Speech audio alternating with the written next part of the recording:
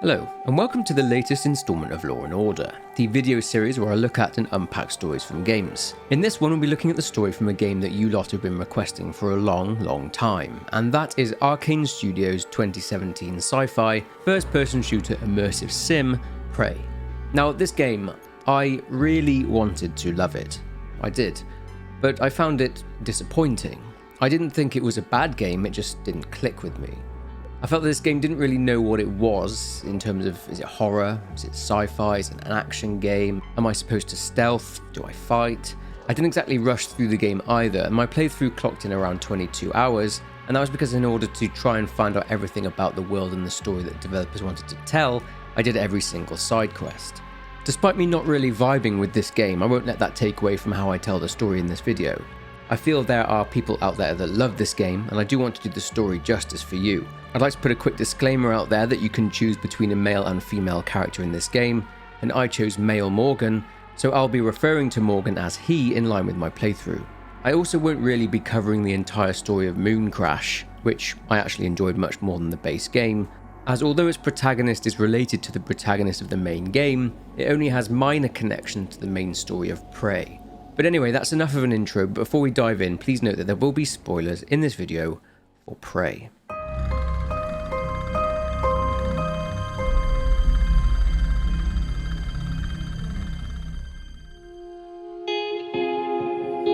It's March 15th, 2032, and Morgan Yu is living in San Francisco. He's contacted by his brother, Alex, who is the CEO of Transtar Industries, which is a company that their parents, William and Catherine, founded and therefore own, with them being on the board of directors. Alex tells Morgan that he sent a helicopter to pick him up and take him to Transtar for a few tests, as it's his first day. Not only that, but Morgan will be going into space and will be working aboard Transtar's state-of-the-art space station named Talos 1. It seems that Morgan had initially been reluctant to join the family business, but has recently had a change of heart. Changing and freshening up, he heads out to board the helicopter, which takes him to the Transtar building. Meeting with Alex there, he tells Morgan that a Dr. Bellamy is going to walk him through the process and not to overthink things, and that they'll be in orbit as early as next week. Heading into the testing area, Morgan is put through a number of simple tests by Dr. Bellamy, but these tests are a bit strange considering they are tests prior to sending someone into space. Tests such as hiding behind a chair. During the final test though, something strange happens. A strange black substance leaps onto the desk next to Dr. Bellamy and appears to take the form of a coffee mug. Picking the mug up, it transforms into what seems to be an alien creature and attacks Dr. Bellamy, killing him. The alien kills another researcher and a gas fills the room, knocking Morgan out. He comes to with a voice telling him that it's March 15th, 2032 again. Was that some sort of nightmare? This time though, there's no call from Alex and there's a strange ominous feel to the atmosphere in Morgan's apartment. He checks his emails and finds alarming emails telling him to leave. Exiting his apartment, he finds the body of the apartment block's handywoman there dead, and he grabs the wrench next to her as it may come in handy. He's contacted by the person who sent the emails to him, known only as January. January says that yesterday was not a dream, that it was real. Morgan needs to get out of his apartment building as he's not safe. So he uses the wrench to smash his balcony window as the door is jammed.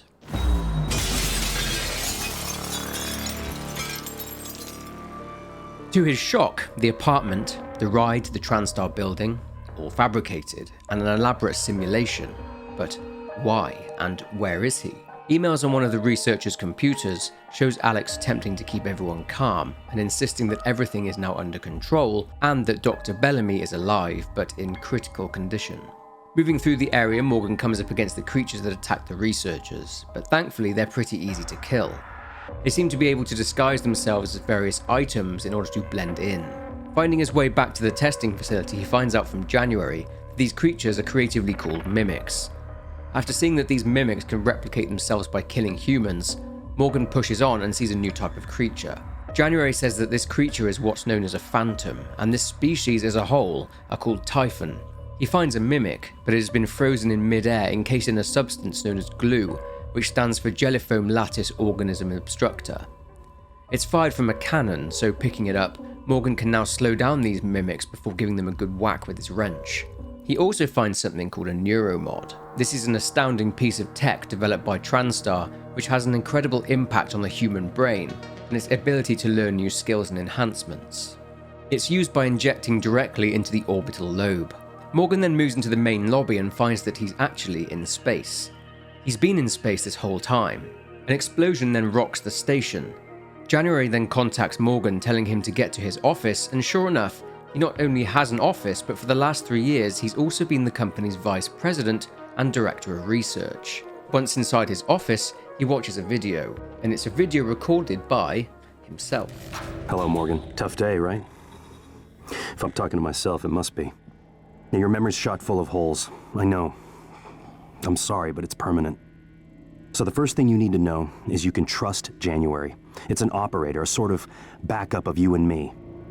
It knows what you've forgotten.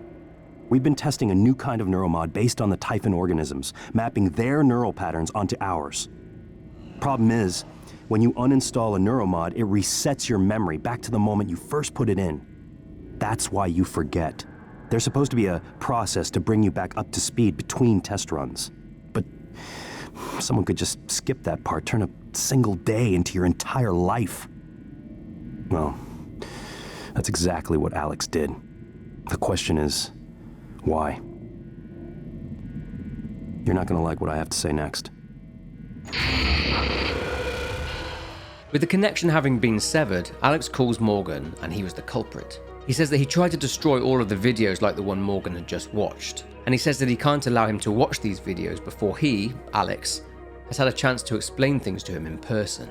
He tells Morgan to sit tight, but January advises Morgan to go to the hardware labs and to the workstation of a Dr. Lorenzo Calvino, as he invented the looking glass technology, the screen on which Morgan tried to watch the video. The idea is that he can restore the connection from there. Once in the hardware labs, he finds automated bots called operators flying about, but they are corrupted by the Typhon. Nonetheless, after obtaining Calvino's keycard from his body, he was killed as a result of a hull breach, Morgan finds his way into Calvino's office and he restores the connection to the looking glass servers.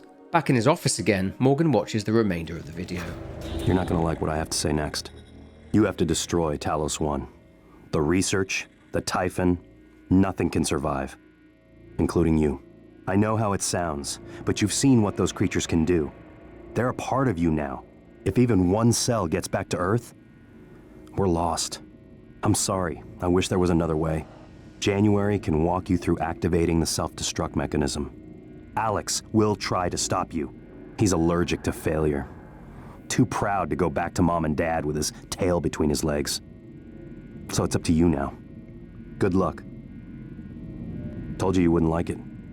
After watching and knowing what it is that he has to do, Morgan is approached by January, who is actually a unique operator robot. January explains that its purpose was to help Morgan break free and to get him to watch the video. They're now done, but January gets another directive. January tells Morgan that he has to obtain 2 arming keys in order to activate the self-destruct protocol for Talos 1. Alex has one, and Morgan used to have the other. That was until Alex destroyed it. However, Morgan had foreseen this and prepared for it, hiding an arming key fabrication plan within the deep storage area of the station. But why can Morgan not remember anything? Does he have amnesia? Grabbing a keycard for general access, Morgan can now use the lifts to access different parts of the station. However, yep, you guessed it, the lifts are down as there's a malfunction located on the level of the Arboretum. January says that Morgan will need to make a diversion through the section housing the Psychotronics lab.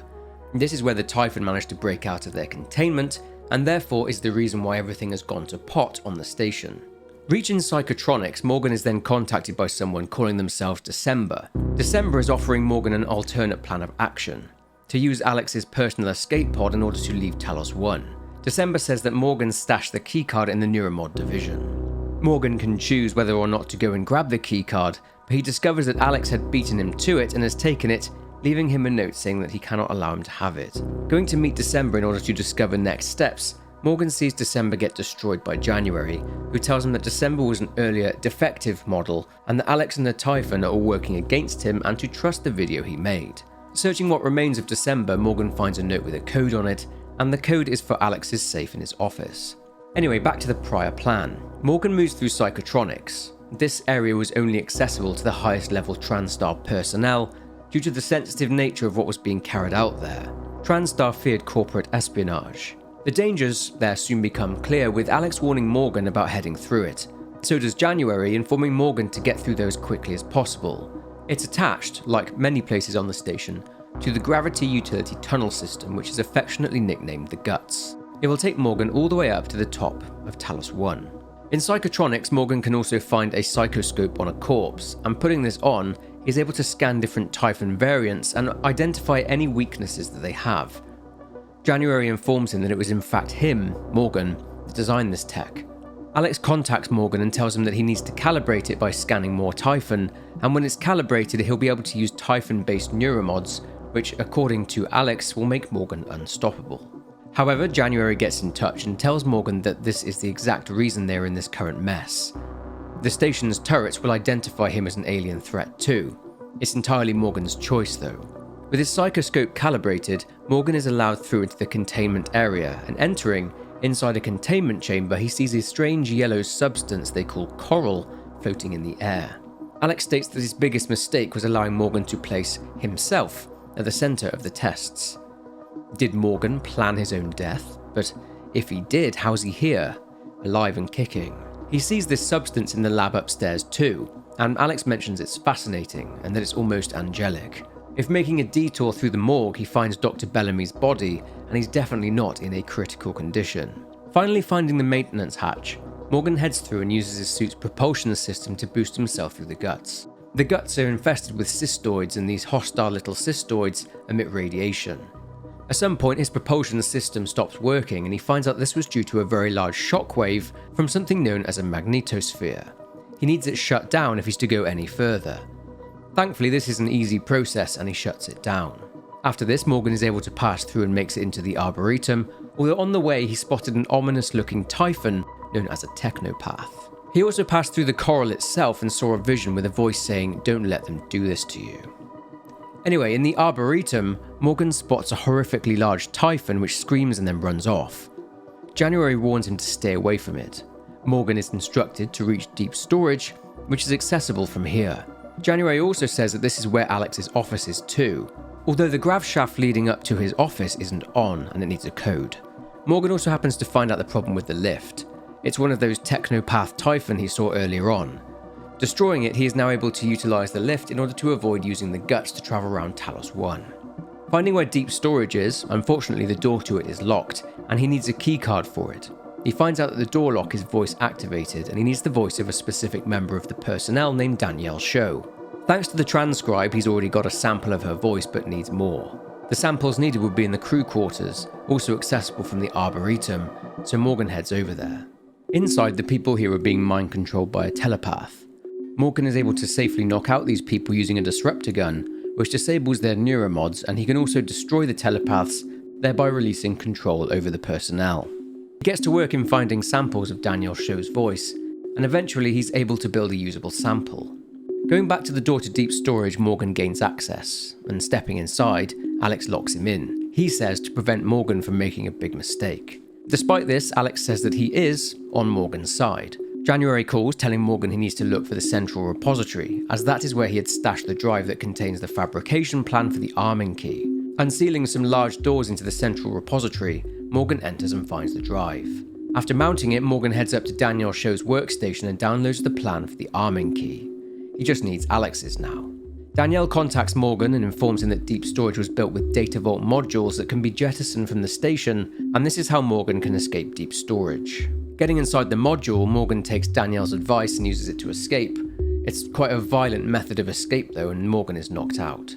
Coming to, and after more strange visions and memories, Morgan exits the module and he gets a call from Sarah Elazar, who is the chief of security on Talos 1. She says that all the airlocks on the station have now been sealed, but that there is an opening back into the station by the cargo bay. He also receives a call from a Dr. Deo Igwe, who has managed to get himself trapped inside a cargo container, and as a result, this cargo container is currently floating in space, but thankfully still close to the station. Morgan can choose whether or not to help Igwe, but either way he finds his way into the cargo bay. Morgan sees someone calling out to him from a balcony. This man is called Austin Cool, and he says they can't open the main door where he and a bunch of survivors are, which includes Sarah Elazar, as there are Typhon on the prowl. Morgan needs to take them out before they'll open the door, so he does just that. Entering, if Morgan saved Dr. Igwe, he says that he is the head of Neuromod research. Morgan also speaks with Sarah Elazar. She tells him that the only route back into the rest of Talos 1 is through Cargo Bay B, which which is full of Typhon. It's clear that Saren doesn't think too highly of Alex, and Morgan too, because of their assurances that the Typhon would not be able to break containment. She considers it a disaster waiting to happen. She asks Morgan to help them place some firepower by the door in order to be able to engage the Typhon in Cargo Bay B and at least give them a fighting chance. Placing the necessary firepower down, the door is opened and the Typhon are dealt with. Passing through the now clear Cargo Bay B, Morgan enters into life support in search of Alex's arming key. He hears a conversation over comms between Sarah Elazar and another woman called Michaela Ilyushin. She says that Morgan is on his way to her, to which she responds that she thought he was Earthside. Morgan, of course, does not remember, but he and Michaela were involved at some point. Michaela speaks with Morgan and says that she's not doing too well, or rather her lungs aren't. This is a condition known as paraplexis, which is a parapsychological disorder that prohibits the use of neuromods. It's kept in check by medication, however, Michaela needs her booster shots. She suggests that they can get out of there by cycling the main reactor in order to remove the lockdown. Morgan makes his way towards the power plant. Unfortunately, the door to the power plant appears to be corrupted, so he needs to find and kill the pesky technopath causing this. It doesn't take long to track down, as it's nearby in the water treatment facility, and he destroys it. Returning to the door to the power plant, the corruption is now removed, so Morgan enters into the foyer. He receives another call from Michaela. She says she is hiding in the coolant monitoring station. Managing to get through the coolant chamber door, Morgan finds Michaela, and as expected, she needs her meds, which are in her office. She gives Morgan information on what to do with the reactor, and he moves on to the reactor room, where he descends and obtains a keycard to the reactor control room, along with a piece of equipment called a diverter, which is used to repair the reactor. In the control room, Morgan shuts down the reactor, but after hitting the safety switches in the right order, the reactor fails to reboot. He now needs to replace the diverter located at the rear of the reactor, and doing so, he reboots it. Alex contacts Morgan and says that he should come to his office in the Arboretum to learn the truth. With the lockdown lifted and everything now powered, Morgan makes his way to the coolant monitoring station and back to Michaela. When it comes to her health, Morgan needs to deliver Michaela her meds to her within the next 2 hours, so he can decide whether or not to help her out. After going and finding her meds in her office by travelling via the exterior of the station, Morgan can return to her in order to administer the meds. Moving on, Morgan heads back to the Arboretum and makes his way up to Alex's office via the grav shaft. There he watches a video which Alex claims someone wanted to hide from him. On the video it appears that Morgan was a willing test subject for the Neuromod testing. Not only that, but he had identified a weakness in the ecosystem of the Typhon, and he had created a device, a prototype, that could wipe out the Typhon in the event of a containment breach. Alex then contacts again and says that this device uses null wave technology. This way they can save the station and destroy the Typhon, which will mean being able to save their research. This device isn't completed though. Morgan needs to scan the coral nodes by using a special chipset for his psychoscope. Thankfully, Morgan doesn't have to hunt it down, as Alex gives one to him, so he goes to scan the coral. Alex calls and says the coral seems to be holding the psyche of all the Typhon's victims and resembles a synaptic-like neural structure. It appears to be communicating. Alex says that Morgan can have his arming key once he's scanned the coral. January sees this as a good way to get the arming key off of Alex, so he suggests that Morgan do so. Whilst going to scan the nodes, Alex also told Morgan that something has launched from the Argus platform, and he fears that the Transtar board have taken steps to clean up after the Typhon Outbreak. Morgan heads back to Alex's office in order to upload the scan data to his computer. Trying to upload it though, it fails, and a message shows up on screen detailing that something called Caspar has intercepted the data. A voice then booms over the loudspeakers in the office, and it's the voice of a Commander Walter Dahl. That explains the launch from the Argus platform that Alex saw. He says that Transtar have given him authority to take over Talos 1, and Dahl sends beefed up operators, military operators, into the office to attack Morgan. Dahl's arrival also means that Alex has gone into hiding, so Morgan needs to find this Caspar and remove it, basically, as this is the only way Morgan can get Alex's arming key. Not knowing where Caspar could be, Morgan needs to seek out Dahl's shuttle, so has to head to the shuttle bay. There are things he can do first though in order to throw Dahl off. He can go to deep storage and deactivate his tracking bracelet. But Dahl has his own set of tricks too. He's able to fake a distress call from a Luther Glass, saying he's in the trauma center and needs help. Going there, Morgan finds himself being attacked by many of Dahl's operators, and will find Luther Glass has been dead for a long time. Anyway, heading to the shuttle bay, Morgan manages to lower the walkway to Dahl's shuttle. On board, he hears a message from William Yu, his and Alex's father, to Commander Dahl regarding his mission. Sign checks out. Good morning, Director Yu. Shuttle is hot and holding orbit. Awaiting mission parameters. You must secure every piece of Cobalt clearance level technology and research aboard Talos 1. Then eliminate all Transtar personnel. All personnel. No survivors. It's your show. And their funeral. Payment will be deposited into 6 separate Benelux accounts. After you transmit evidence of success. I leave my operator feeds on. Just keep watching. We strongly advise deploying your technical officer to a station router inside the firewalls first. Ideal site would be in the Neuromod division. Yes, I've seen the schematics, Mr. Yu. Goodbye. You will destroy this transmission after... As you also heard, Caspar is located in the Neuromod division, so that's where Morgan is headed next. On his way there, if having saved the cargo bay survivors, Dahl shuts off the oxygen supply so Morgan can go to save them too if he feels like it. On his travels, he can choose how to deal with Dahl, however taking him down non-lethally is the best course of action, as you'll see later. Eventually making it to the Neuromod division, Morgan finds Caspar and then capacitates it, meaning that the upload of the Coral data in Alex's office is resumed. Heading back to the Arboretum, Alex is now coming out from his hiding place now that Dahl and Caspar have been dealt with. He says that he wants Morgan to listen to what he has to say. Apparently the Coral nodes Morgan had scanned just now are actually broadcasting out into space, but at this point it's unclear what that message is. He hands over a prototype for the null-wave device, and this will, in theory, cancel out the Typhon signal and kill all the Typhon organisms. This, Alex says, is the preferred outcome for both the company and the people on board Talos 1. Alex hands over the prototype, but a large Typhon organism appears outside the station. After it collides with Talos 1, the Arboretum experiences zero gravity, and Morgan is forced to grab Alex and stashes him away in his hidey hole.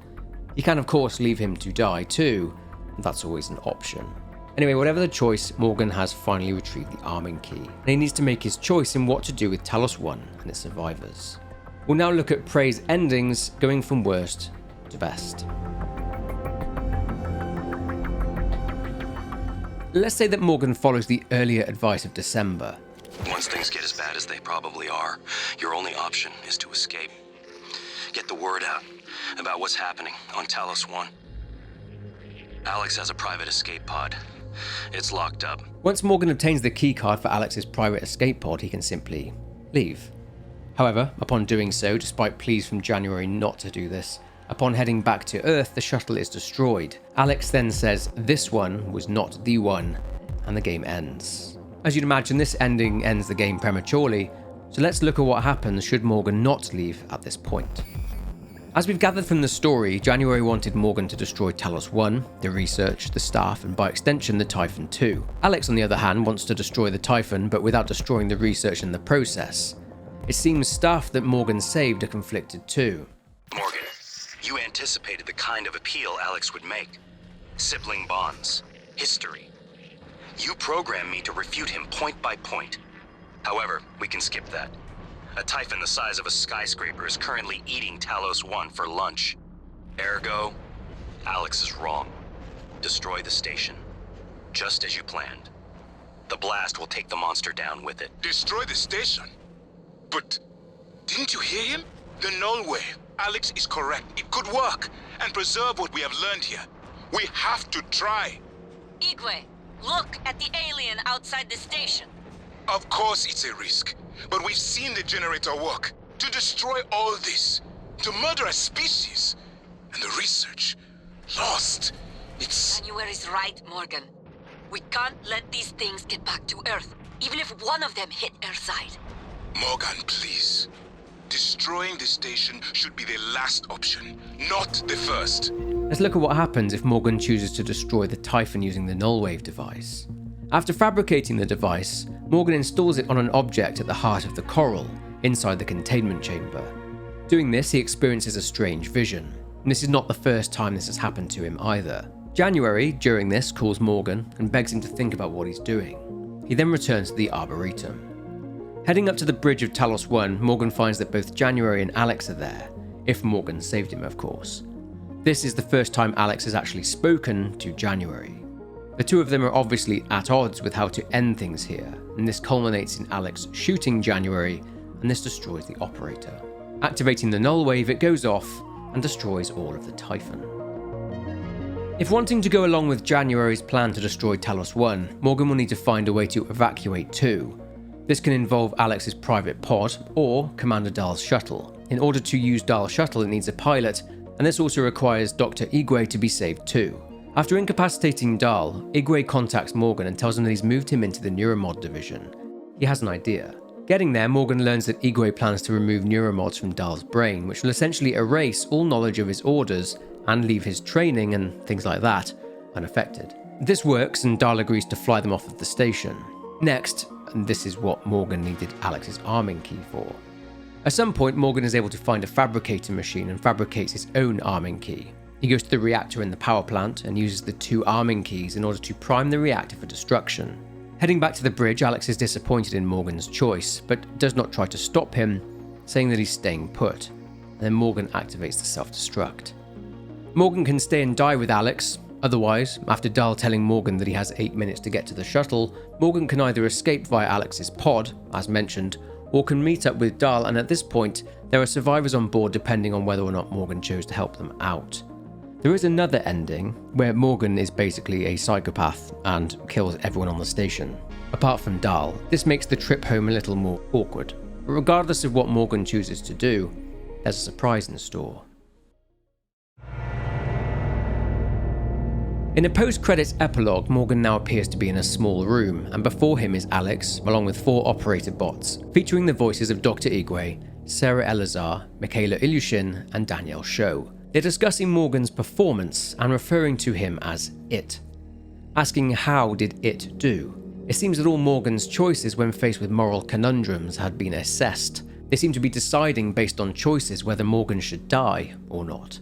If he is judged to have not acted properly or with low empathy, then Alex destroys him and says they'll start again. Alex turns Morgan round and it's revealed that everything Morgan had experienced was basically a reconstruction based on his own memories, but these were not our memories.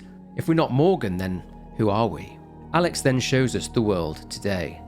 The Typhon have indeed invaded Earth, and Coral is seen on the planet.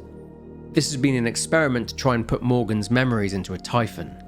Their attempt to teach the Typhon empathy. Alex calls it the bridge between their 2 species. The experiment also wants to see if the Typhon can see them as human beings, and asks Typhon Morgan to take his hand if he does. Another choice comes into play here, as the Typhon can kill Alex along with destroying the 4 operators, or he can take Alex's hand with this showing that the Typhon is capable of learning and showing empathy. Alright, so that was a basic telling of the plot from the game. Now we'll dive a little bit deeper into this world, the experiments, and why exactly everything went to pot on Talos 1. We'll start with a bit of world building. We start our timeline in 1955. During the Cold War, tensions were increasing between the United States and the Union of Soviet Socialist Republics, or the USSR. The arms race was in full swing, but more relevant was that of the space race. 2 years later, in 1957, the USSR had beat the US to the punch and launched the very first satellite into space, with this being the Sputnik 1. A year later, in 1958, the US launched the Explorer 1. The Soviets then launched a secret deep space probe, calling it Verona 1, with this probe beaming back information on deep space back to Earth. The Soviets were definitely in the lead in the space race. But that wasn't until 2 years later when Verona 1 went dark. A team was sent to investigate and made contact with extraterrestrial organisms, which of course would come to be called the Typhon, and the crew are attacked by it and wiped out. The Soviets kept this from the public. 2 years after this incident, in 1962, the Soviets approached the US for help containing the Typhon threat. US President John Fitzgerald Kennedy agreed to this, and this was presented to the public as a joint effort to reach the moon. The Kletka program began a year later, and this was a structure in orbit which was designed in order to contain the Typhon. A moon base called Pythias was set up, which was to mine materials for this structure. Kennedy would go on to win himself a second term as president, and here's the turning point. Kennedy chooses not to support America's allies in the tensions between North and South Vietnam, meaning America did not go to war, which means that the joint space venture between the US and the Soviets got bigger and better. They were then able to observe a new Typhon, the Weaver. The joint program was great for the US, however the Soviets were being crippled by it in terms of resources. Kennedy then survived an attempt on his life in Dallas, Texas, with it rumoured that the Soviets attempted to take JFK out in order to have a way out of the space race. The US responded by taking the Kletka from the Soviets and started Project Axiom, which was a project focusing on the development of new technologies coming from researching the Typhon. Kennedy would be succeeded by Lyndon B. Johnson in 1970, and the space race wasn't really a matter of importance to people anymore, as it effectively beaten the Soviets in the space race. After another incident involving the Typhon and dead researchers, Project Axiom is cancelled, and the Kletka is decommissioned. Ronald Reagan then took over the presidency in the 1980s and did not consider resources spent on space projects an acceptable cost, so instead focused on issues at home on Earth and in the US. By this point, the Soviet economy had pretty much collapsed. JFK then passed away in 2031. In the US, a number of big corporations would rise up and pick up the mantle, if you like, when it came to the development of space-related technology and expeditions to different planets such as Mars. Space development would be privatized pretty much, and this is where Transtar comes in. But before we move on in the game, we get a hint that something had happened on Earth at some point, and that it involved a large-scale evacuation. From documents found around Talos 1, it appeared to have been a very strange incident, and no one knew what the hell was going on, other than the fact that it demanded a large-scale military response. Chief of Security on Talos 1, who remember as Sarah Elazar, was involved in the evacuation, and we hear about her experience via her psych evaluation by Matthias Cole. And you're better now? Not restless? I'm fine. Because your last tour of duty was the evacuation, and reports from there... I saved as many as I could. For every soldier we lost, we were able to save 100 civilians. Yes. Tragic. Still, to lose soldiers under your command... The cost was worth it, both in lives and the unification of the region. Taking on a losing battle like that. Fighting. Not enemy troops, but the equivalent of a natural disaster. It wasn't natural, it was man-made. It prepared me for here, Dr. Cole. Now, it baffled me as to what exactly happened, but most online consider that this may have been a prototype of the recycler technology that went wrong, basically, but on a much larger scale. A survivor account speaks of an airplane simply going missing instantly, and then it turned into glitter without making a sound. Let me know your theories below in the comments. Transtar was founded in 2025, but their origins are pretty murky, and the majority of the board of directors are not known publicly, with only two being known, and they were Alex and Morgan's parents, William and Catherine Yu. William Yu's mindset was that the last frontier humanity needed to conquer was the human mind. Transtar had also been attempting to terraform Mars, and their hope, or Alex's hope, was that people would be able to live on its surface. And to do this, a grey plant would be crucial in adapting Mars's atmosphere into one similar to Earth's. The Transtar Corporation managed to take control of the Kletka station, renaming it Talos 1. The station was the subject of a bid by a rival company of Transtar, a Thai company called Chasma Corp. They were a company that has long been suspected of committing corporate espionage in order to try and get ahead of the competition. One particular member of staff named Gus Lanzetta had worked there for just a week before he mysteriously left the station. This email also mentions the entire science staff having their Neuromods removed the week before too. It seems Transtar were very paranoid. Many projects were being carried out on Talos 1, such as creating the glue cannon, which cost a lot of money to develop, and the Black Box project, which seemed to be focused on high energy beams, and this gave birth to the Q-beam. Transtar's goal was to resume the previous research on the Typhon organisms, and another of their main fields of focus was psychotronics, which is a form of parapsychology that assumes that an energy or a force emanates from living organisms. But this is where what Transtar are doing gets a little bit dark. They start research on things called Neuromods. More on them in the next chapter, but basically they required test subjects.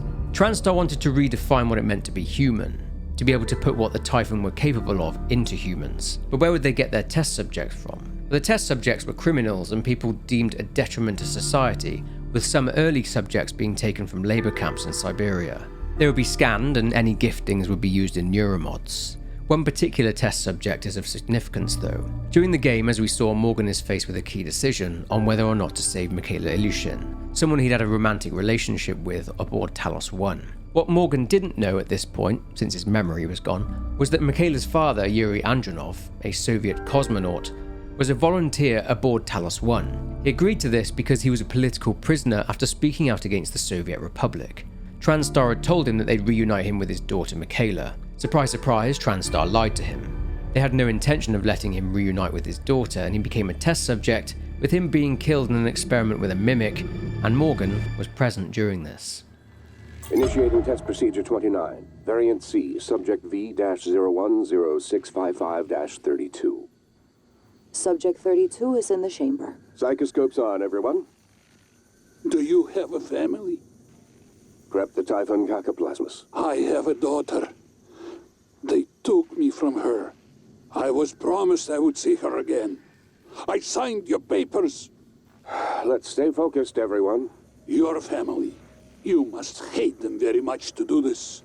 I hear it in your voices. Track his vitals. 32 is showing signs of distress. Elevated cortisol, heart rate, perspiration.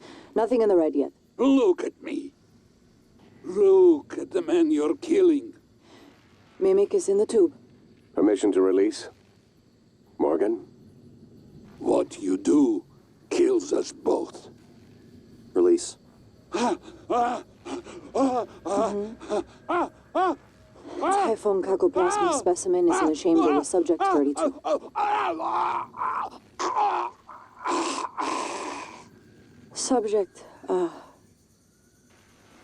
Subject vital signs are gone.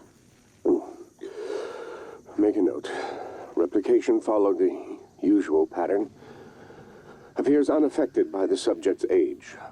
Morgan, did you get a good scan? Yeah, data looks good. Scrub it and send it up to me as soon as you can.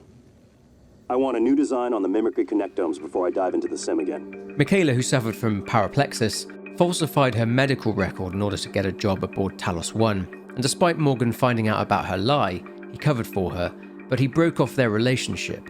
She would attempt to get a listening device into Psychotronics, but it was found before it could be installed. She'd also attempted to request volunteer records, so Alex had her put on a watch list. At some point in the game, Michaela asks Morgan's help with uncovering the fate of her father, but of course because the Morgan we see was actually a Typhon with big gaps in what were Morgan's memories, he didn't remember what had happened to Michaela's father. When finding the recording, Morgan can destroy it, and this is January's advice, or to download it and play it for her so she can learn the truth. She is thankful that Morgan did this for her, but angry at him for what he helped do to her father and refuses to speak to him, although she does come round eventually. Alright, so we've gone on about Neuromods a couple of times, so let's now discuss them. Neuromods are effectively neural remapping. As I just mentioned, people would be scanned, and their gifts or talents could be captured and placed into a Neuromod's programming, and then being inserted into a person's optic nerve via the eyeball. Yeah, that sounds painful. The recipient of the Neuromod would inherit those skills. These maps were called connectomes.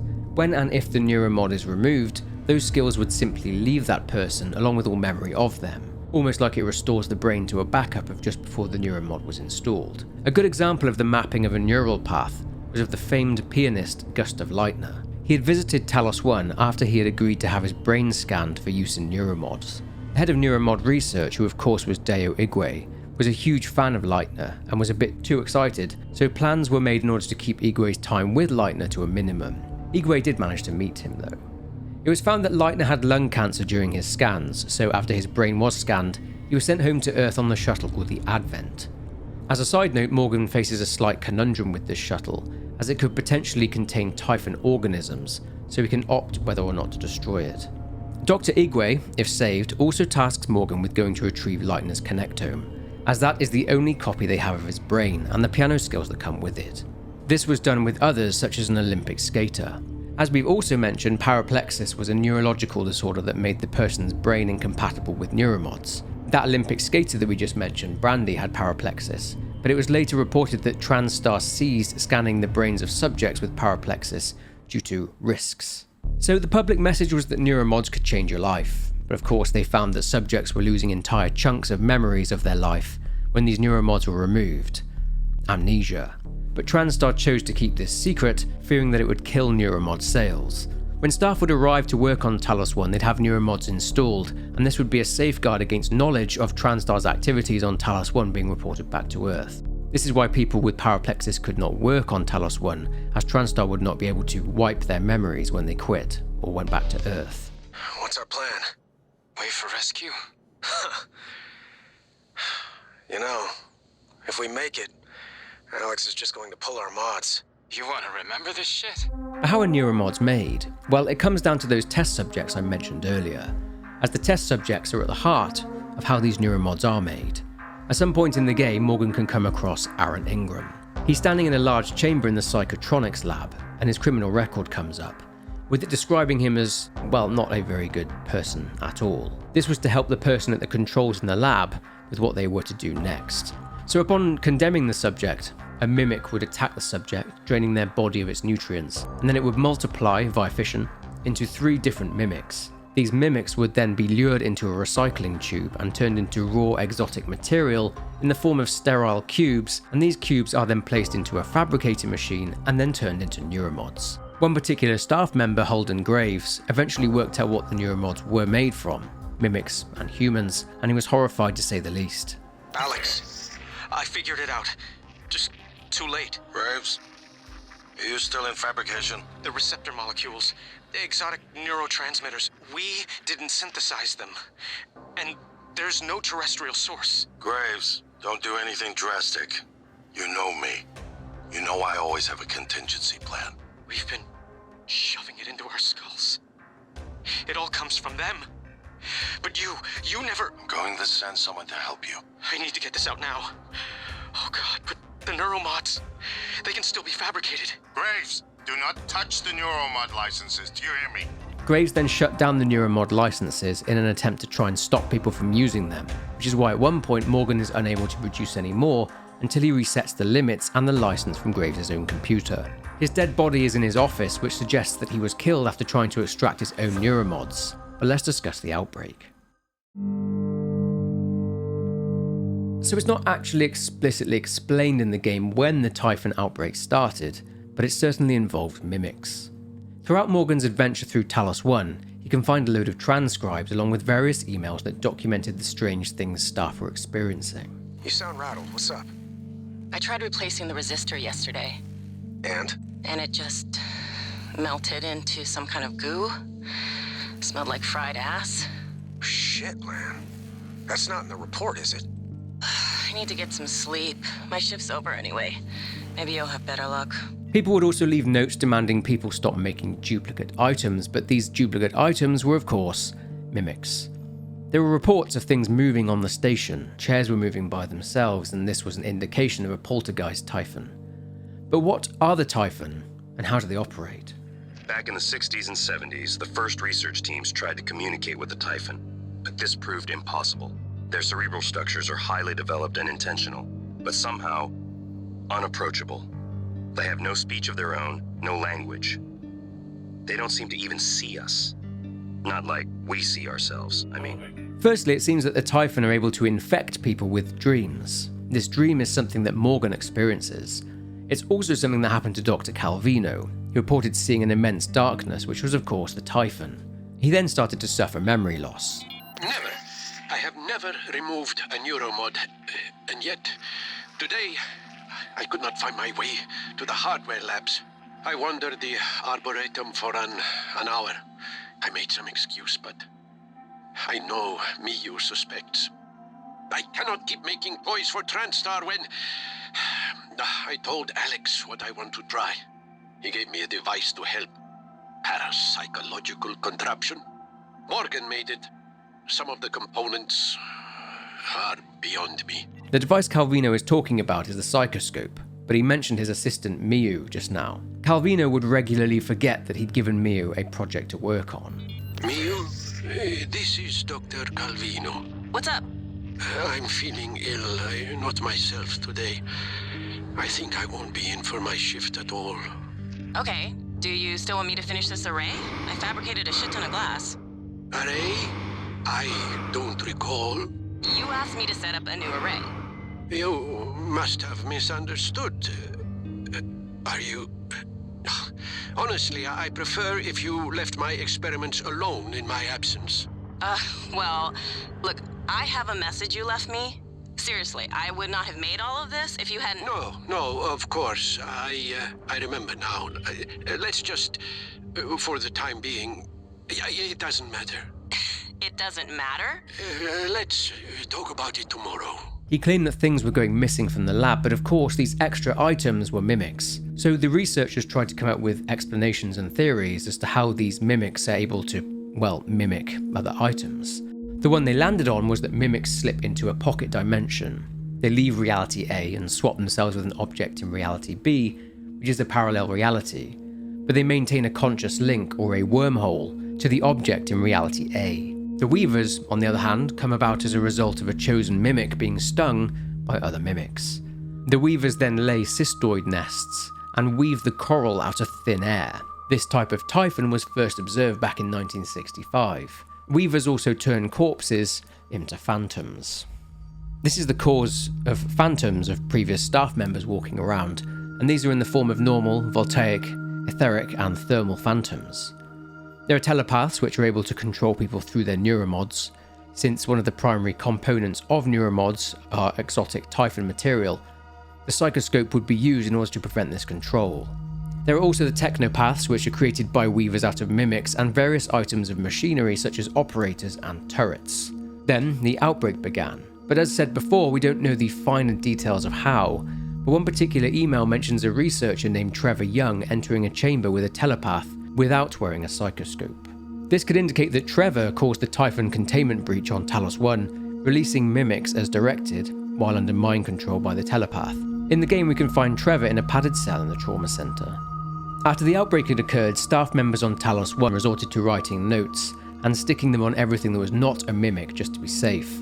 Things were quickly getting out of hand. There were multiple hull breaches on Talos 1, and researchers like Dr. Calvino got caught up in these, and this resulted in many staff members ending up floating around outside in Talos 1's exterior. There's one thing to end this chapter on, and that's the nightmare. What is the nightmare? Well, it's not an apex, but it's not a normal Typhon either. You can kill it, but it comes back now and again. There's not really anything on Talos 1 that explains where it came from and how it manifests, but January makes clear to avoid it, if possible. It's pretty early on in the game that we learn about something shady being carried out by the Transtar Corporation down in Psychotronics, and a lot of their employees also knew this too. Most got on with it, seeing as it's just another job. However, some were conflicted. A researcher named Annalise Gallegos was a parasitologist. As we heard earlier on, she had a hand in what had happened to Michaela's father Yuri. Her guilt around what she helped do to him saw her really resent what she was doing on behalf of Transtar, and she would ask her boss, Hans Kelstrup, for personal information about the subjects in the hope that she would be able to see that these subjects were in fact bad people. I wanted to follow up on my request to view one of the volunteer abdication contracts. Anna, you're supposed to be off today. I had some free time, so I thought... I've already told you, the VACs are sealed documents. My hands are tied. But isn't there some allowance for the researchers? I mean, my God, I'm the one pushing the button. Look, I understand. I really do. You wouldn't be human if this was easy. I just want to be sure. Believe me, everything we've done is perfectly legal. That's because Talos 1 is an extra-national space. There are no laws. Anna, you're tired. It's affecting your judgment. Now, I've tolerated it for a while, but enough is enough. You need to take some time, understood? Hans Kelstrup would back this up in an email in an attempt to put her conscience at ease. She managed to find out on her own where the volunteers came from, what they were being used for, and she gathers sensitive and secret information on Transtar experiments, putting it onto a thumb drive. A man on the station named Quentin Purvis planned to conceal himself along with the evidence in a cargo container, and he would take the package back to Earth. This was Annalise's way of exposing Transtar. Not too late to flush it all out in airlock, you know. I'm sure. Are you having second thoughts? No way. I'm in. It's just... I'm not the one incriminating myself. There's no happy ending for me either way. I'm trying not to think about it. Sorry. Did you make arrangements? Mitchell's on board. He's gonna bring me food. I don't need to know the details. Better that way. It has to happen on your next rotation. I put everything in a package labeled Mementos. The package is in my cabin. It's got to go to every media outlet imaginable. Got it. And Quentin, be careful. Security is already scrutinizing me more than usual. Alex, however, was aware of Annalise being a problem and would talk to Kelstrup about it. He would eventually end up sending a security officer named Corey Richard to detain Annalise, and by the looks of the scene here, he either shot her or she was dead before he got there, and he was attacked by a mimic. Unfortunately, Annalise's package would never make it off the station as Quentin died, with this meaning that her whistleblowing in the form of evidence that she'd collected against Transtar never making it to Earth. There was also some corporate espionage going on Talos 1 as well. One of the cargo engineers on Talos 1 named Eddie Voss ran a smuggling operation with Lily Morris, and the two would smuggle items from Earth aboard the station. Lily, however, got ambitious and started to steal Neuromods, shipping those back to Earth. The purpose? To sell those items to Casmacorp. So it's off Talos. My clients are eager. Yeah, just made the last shipment. Should be Earthside by morning, Pacific time. Good. I'll be leaving another package for you after tomorrow's shift. Drop site? The lobby. Assuming it works. Of course it works. 3 taps of the wrench, that'll pop it open. All of them will work that way by tomorrow. Items would be stored in drop points around Talos 1, but Lily had feared Eddie was installing too many of them and that this would arouse suspicion. One day, Eddie confessed. Mr. Yu, this is Eddie Voss. I work down in cargo. The fact is, we've been stealing from you, sir. It started small, just moving harmless contraband on and off the station. Pharmas, food not on the safe list. I don't know, maybe you don't pay your tax and hardware enough, but Lily got ambitious after a while. Started stealing Neuromods, fabrication plans, selling them to Transtar rivals. Yeah, sit on that for a sec, Mr. Yu. Casma's got our IP now. There was also a Casma agent working on Pythias 2 called Claire Witten, who was the custodian there, and she was found out just as the outbreak happened, and she was in contact with Lily Morris, who gave her a heads up that they were onto them. But moving on, what exactly happened to Morgan? So at one point after his research and development team had created the psychoscope, the focus turned to Typhon abilities being able to be used in humans. Morgan would volunteer himself for these experiments. Okay, so my voice is obviously familiar. Probably sound more tired than usual. It's been never-ending, setting up the rooms and protocols to test the new mods. The risk is substantial, but if we succeed, copying neural networks from the Typhon onto human minds is going to change everything. So I'm putting myself in the sim. I've done everything I can to make sure I don't wind up lobotomized. One last safety measure. Let me introduce October. Say hello. Hello, Dr. Yu. October will help you remember what you're supposed to do if things go sideways. Once testing starts, there's no going back. When they uninstall the mods and reset the test, it'll rewind me. I'll forget everything. Theoretically, they could keep me reliving the same day over and over, and I'd never know. If you're listening to this, that's probably what happened. This would be Project Cobalt, and it involved the placing of human neurons into a Typhon. The first mention or idea of placing human neurons into a Typhon organism was suggested by a researcher named Mitsuko Takagi, but the idea was shut down by Alex. But this was something that Alex actually became intrigued by, although it was to be a last resort. The reason they did this was because they'd found that Typhon did not have mirror neurons, and therefore were not able to understand, imitate, or empathize with others. In theory, placing those human mirror neurons into Typhon, they would be able to imprint these behaviors onto them. As a result of these experiments, Morgan would have Neuromods removed again and again, and he ended up with large gaps in his memory. He would forget his passcode to his office regularly, which people were picking up on. He would speak with Matthias Koll about this as well. I have months that are just gone. I've been listening to the logs, reading the research, playing catch-up. Do you know how many times we've had this conversation? This is the 5th time. Does it always go the same way? Not always. What does that mean? What do you think it means? Well, I think it means you should be concerned as my counselor. You left yourself a message. Would you like to listen to it? No. I think it would help. I said no, that's not me. Why do you say that? I don't know, I just know. You agreed to this.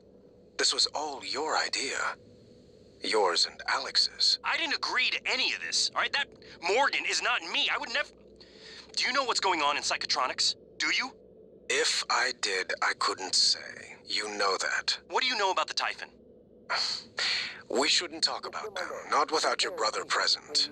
Them? You do know, you snake. How can you sit there? Morgan, take a deep breath. Here. I don't want a pill. I want this station shut down. I want Earth. Morgan. I said no! Okay. I'm going to call Alex. A good example of his memory loss is seen through Morgan's meeting with a chef in the crew quarters. The chef calls himself Will Mitchell, but this man speaks with a Russian accent. Thing is, Morgan was very good friends with Will Mitchell, and this certainly is not Will Mitchell. This is one of the volunteer test subjects known as 37, a subject who, it's reported, had some kind of resistance to the telepath. This is why the telepath in his immediate vicinity does not affect him, despite affecting all the other staff members there. It turns out that 37 killed the real Will Mitchell, cut him up and stuffed him in a box, storing him in the freezer.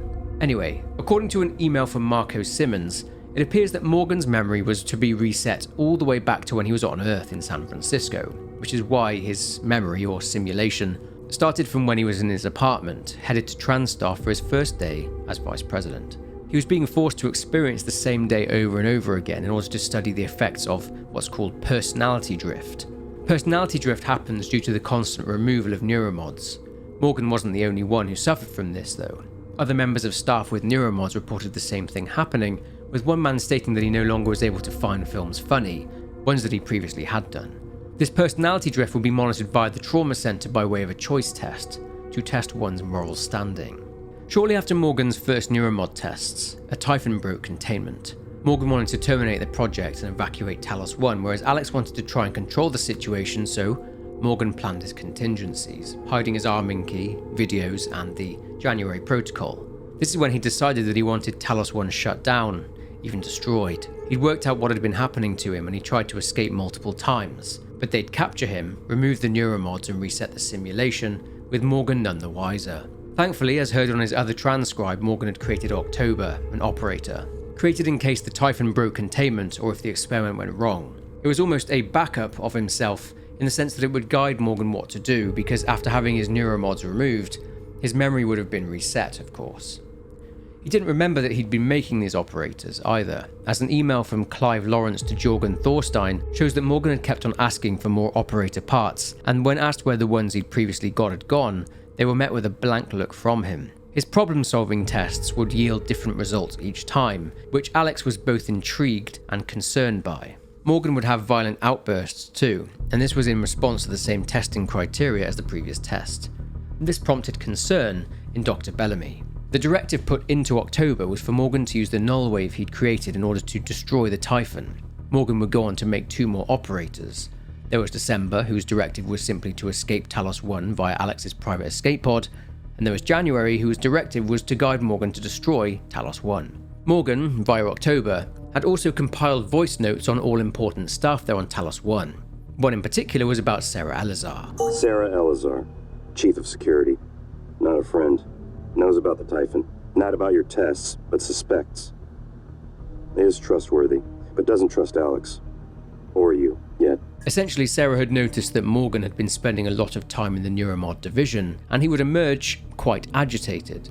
She would send Kevin Haig to investigate, and after he saw what was going on there with the experiments on Morgan, he assumed Morgan was being subjected to experiments against his will. So Sarah, upon hearing this, decided to task another security officer, Rani Chowdhury, to keep an eye on what Alex Yu was doing. During the visit to the Arboretum, Morgan can come across a group of staff members, including Rani, locked inside a greenhouse with a telepath. Freeing them, Rani later says what happened. I was up in the Arboretum because, well, Sarah asked me to keep an eye on your brother and his visitors. Let her know if I noticed anyone or anything odd. Talk about an understatement. We were almost set to arrest your brother when the attack happened. At the end of the game, we find out that everything we'd gone through were just memories of what Morgan had gone through the final time his memory had been reset. The events of the game. This begs the question, what happened to the real Morgan? Well, it's implied that the real Morgan died, but we don't know how or when. All we know is that at some point, the Typhon managed to make it to Earth. In the Moon Crash DLC, a Chasma agent and hacker by the name of Peter intercepts some data from the Pythias moonbase sent out via an operator by Riley Yu, and has to navigate through the base via a sim to find out what happened there after the Typhon broke containment. Through this DLC, it's possible to consider that the Typhon made it back to Earth via a shuttle that Peter took back to Earth from the base, as he unknowingly took a mimic back with him, which mimicked his daughter's toy. After the shuttle he piloted back to Earth crash-landed on a beach somewhere. There's another instance, as one of the volunteers on Pythias called Andreas was mind-controlled by a telepath during the Typhon Outbreak at the base. He goes off to look for his son Alexei's toy, and the telepath mimics Alexei's voice. Finding the toy, Andreas boards an escape pod, and the toy on the pod is revealed to be a mimic as well. The telepath then blows up Andreas' head, killing him. This invasion of Earth is, I'd guess, why Alex and Transtar are so determined to find ways for the Typhon to see humans as friends rather than foes. A way to evolve, too. And that is it for the story of Prey. I hope you enjoyed this episode of Law & Order. It has been a while since the last one, but I am planning on more videos in this series, so keep an eye out for those by subscribing if you aren't already. Leave a comment below with your thoughts, but for now, take care, and I'll see you in the next one.